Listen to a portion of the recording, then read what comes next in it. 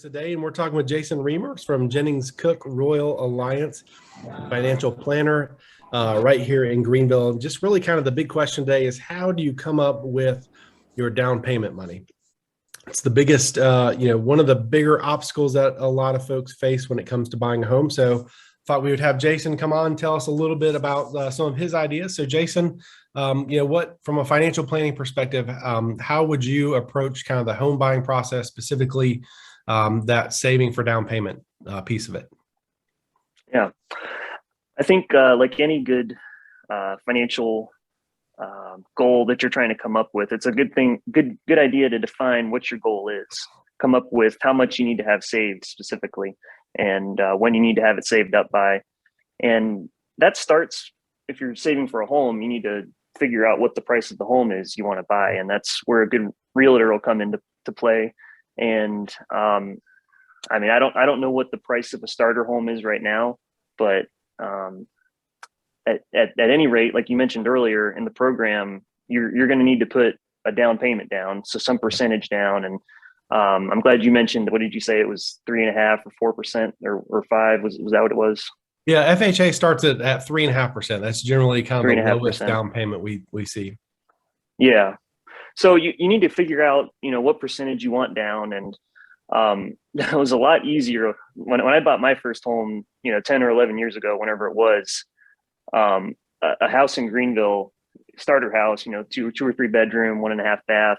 You're probably looking at, they were almost giving them away 11 years ago. So you're probably talking like, $100,000 or something. Right. I don't know how your business was doing during that time, Dan, but it was a lot easier to get 20%. Like you mentioned, that's the gold standard.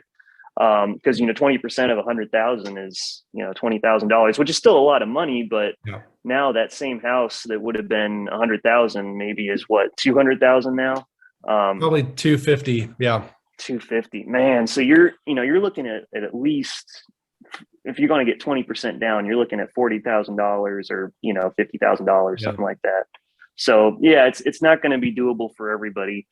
And I was just doing some internet research. I think I saw that 6% down is maybe the average. So I think the idea is to come up with first the price of the home you want to buy, and then what percentage down. And I guess from a financial planning standpoint, the higher down payment you can put down, the better. And the reason for that is you're going to have more equity in the home.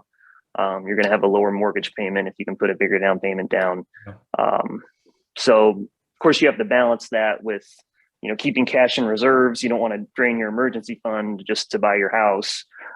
So, it's always a balancing act, but obviously the lower mortgage payment's better. So you can put more down, get a lower mortgage payment, and having more equity in the house is better because of, I don't know if this really happened before the 2006, 2007, 2008 thing, but you could always end up in a situation where you owe more on your house than what it's worth. And, the more equity you can have in the house, the less you borrow, the less likely you're going to be in that kind of a situation where you're going to end up being underwater on the house. Right.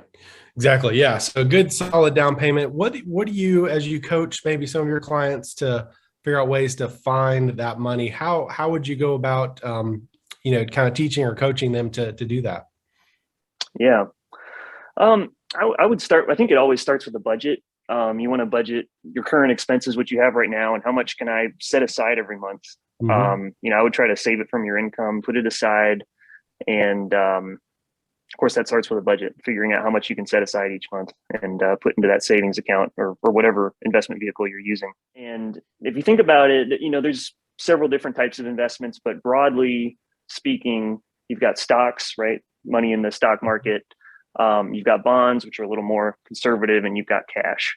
So as you look at saving for a house, and if you're saying I'm like 1 or 2 years away, you definitely want to go with cash. You want to go with a savings account because if you're so close to your goal, 1 or 2 years away, the market could easily drop and the money could be worth less than what you put in. So 1 or 2 years away, I would say go with cash. If you get longer term, like you said, people might be saving up for 7 years potentially, right? Who knows? You get 3 to 5 years out, you want to allocate more to stocks and bonds.